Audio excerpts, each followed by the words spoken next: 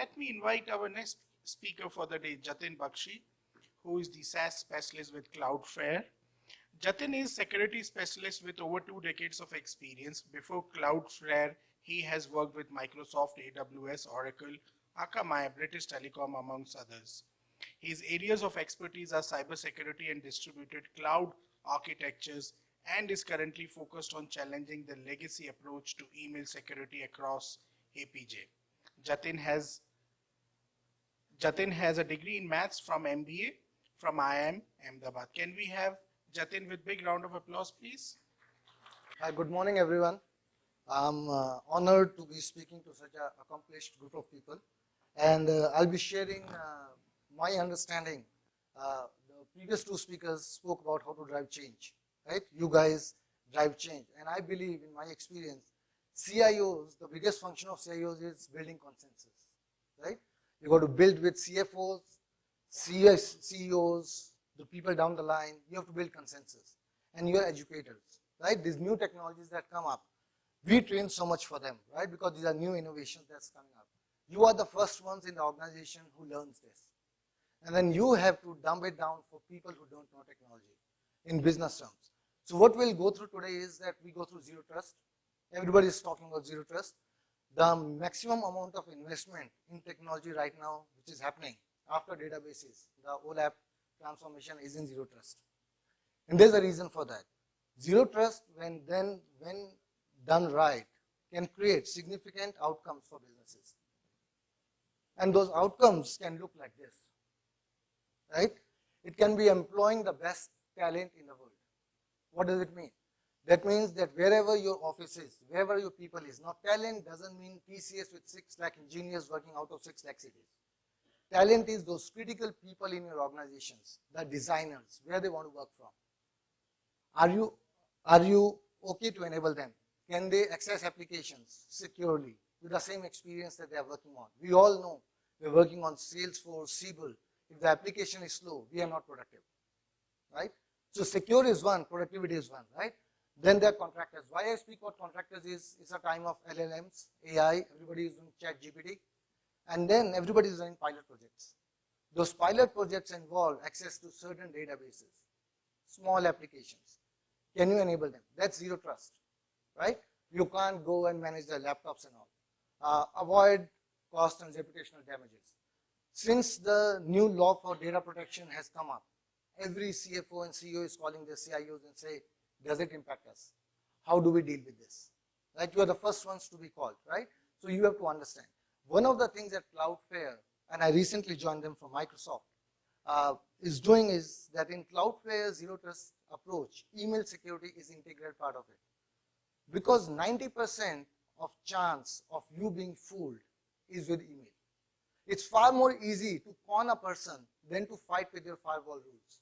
Well, who's going to do that? It's easy to send a phishing mail to 10,000 people and hope somebody clicks, right? Get out of hardware, managing hardware business. Hardware is good. I myself come from Oracle. I was in NetApp, spent a lot of time. Standardized hardware across all the branches is a blessing. You have a single control plane, you have one partner has feet on the street, you are good to go. But what happens with hardware is, there's a problem with hardware. And the problem is, when somebody finds a bug with the hardware, there is no way out. I don't know how many of you have heard about the Barracuda incident that happened 3 months back. Somebody found a bug in the hardware. Now the bug in the hardware cannot be replaced. So Barracuda said, go and replace your physical secure email gateways. I have a lot of respect for Barracuda. Whatever they are doing for the last 40 years, they are the leaders.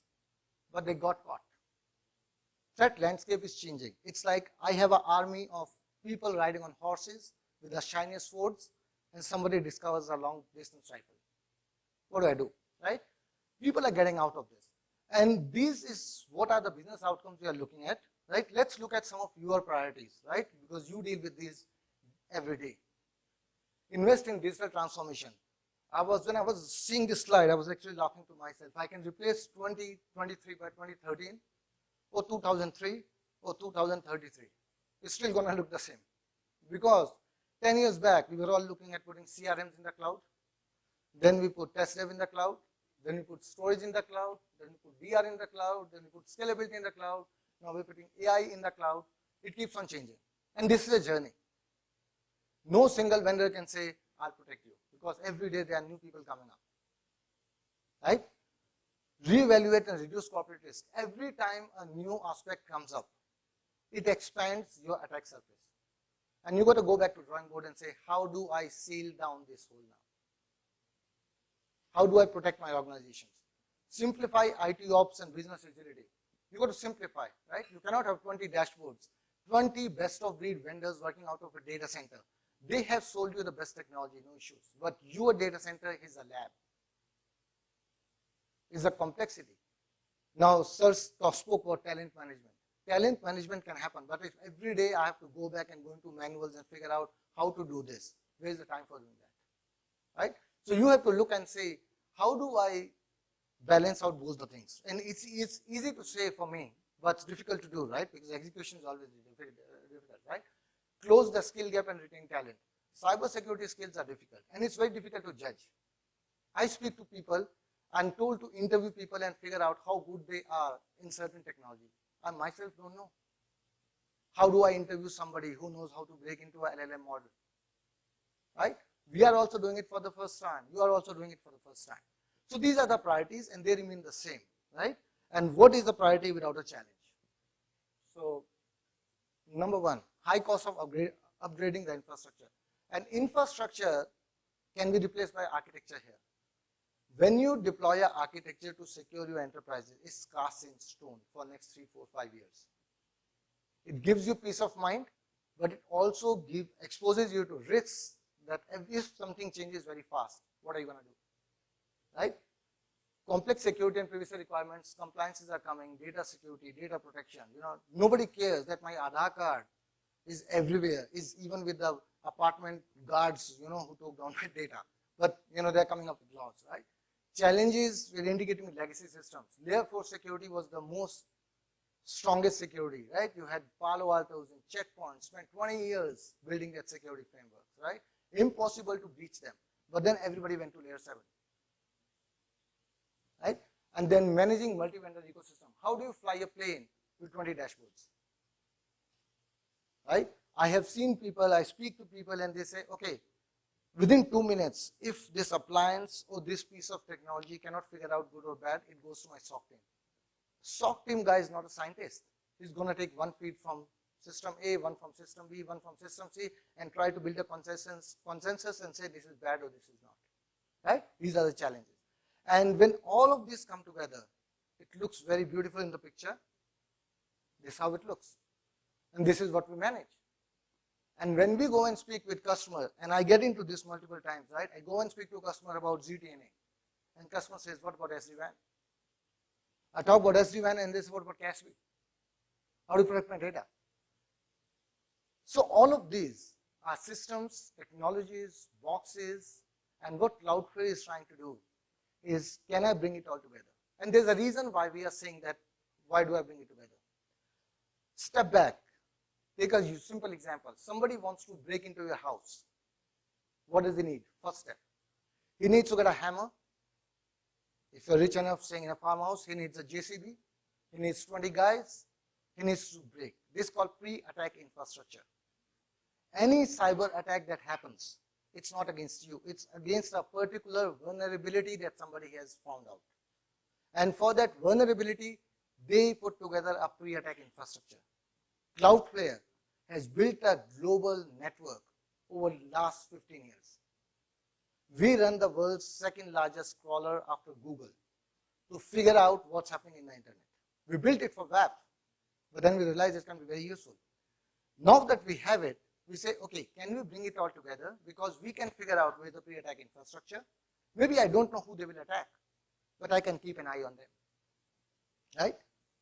And what we have, by default or by destiny, everybody else is doing now. Zscaler is building a global network now. Palo Alto is building. Everybody is building. Now what is more easy? To take an existing network and add intelligence, or to build a global network. These are two different skills. 10 years back, I joined AWS as employee number 3. And everybody said, why are you joining AWS from Oracle? Because IBM is there, and Compaq is there, HP is there, AMC is there. You guys, you think AWS knows more about technology? No.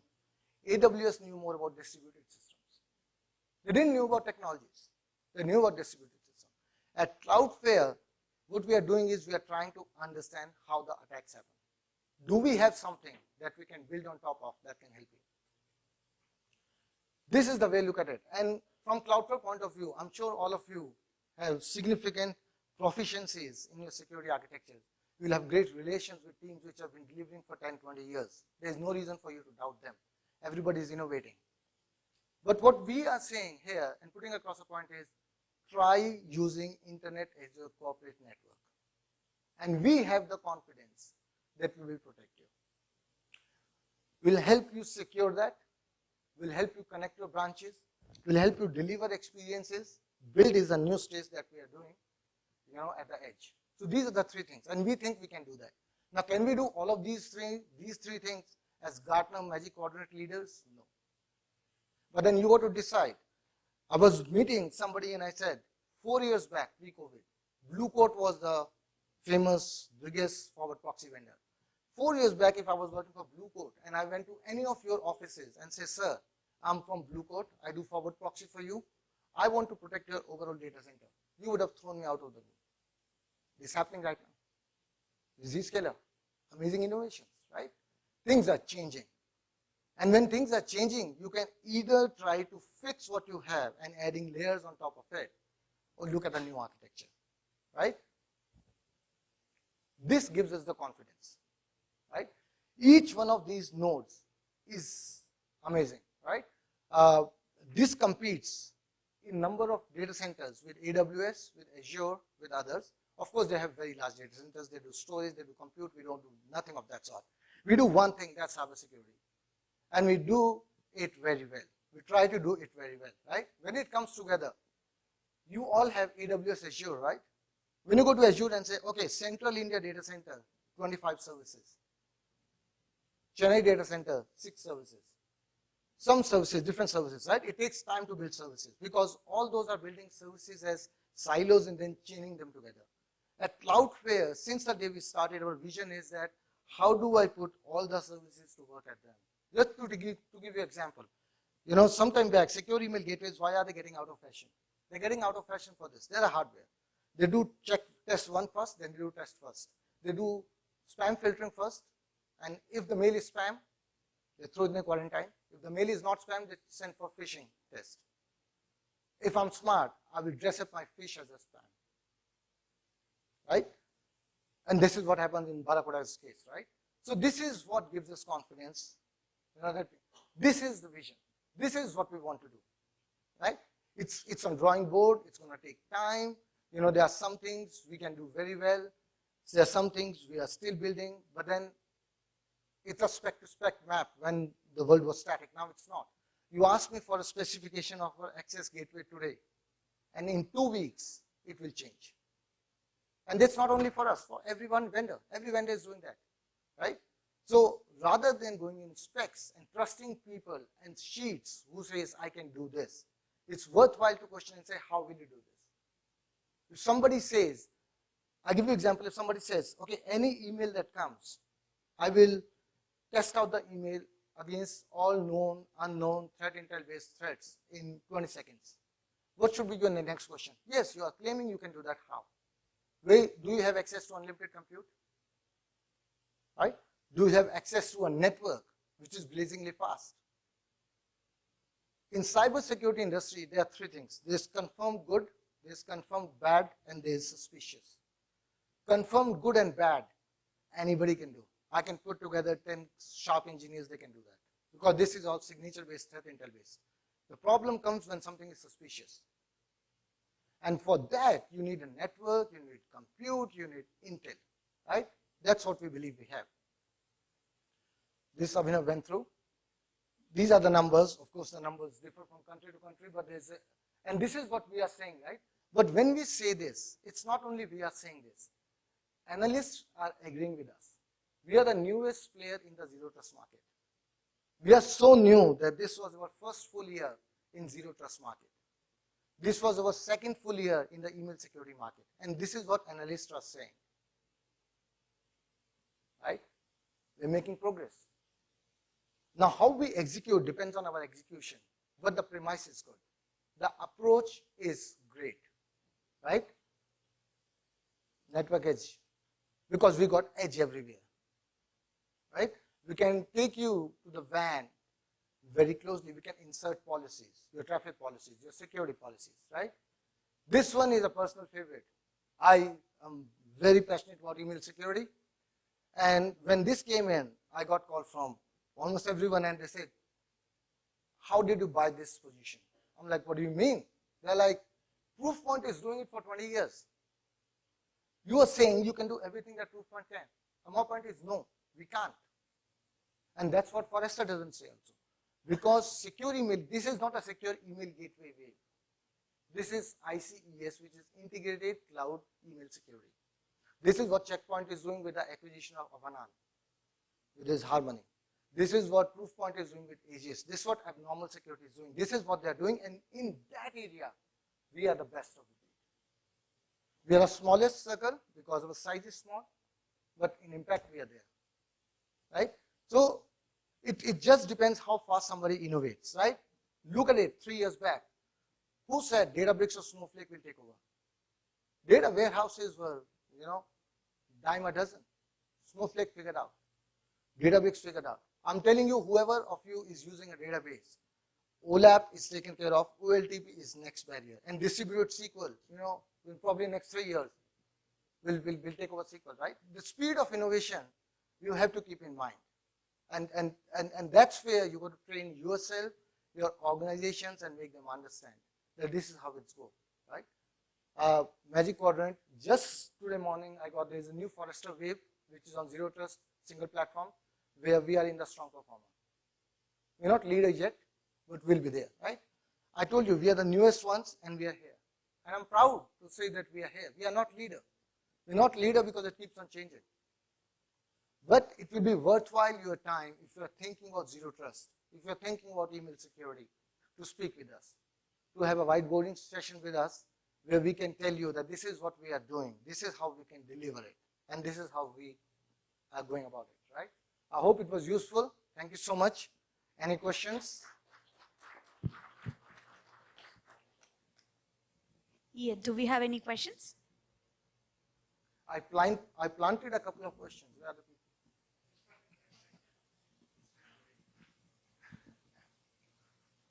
I think, okay, so see you at the booth. Anybody? My name is Jatin Bakshi.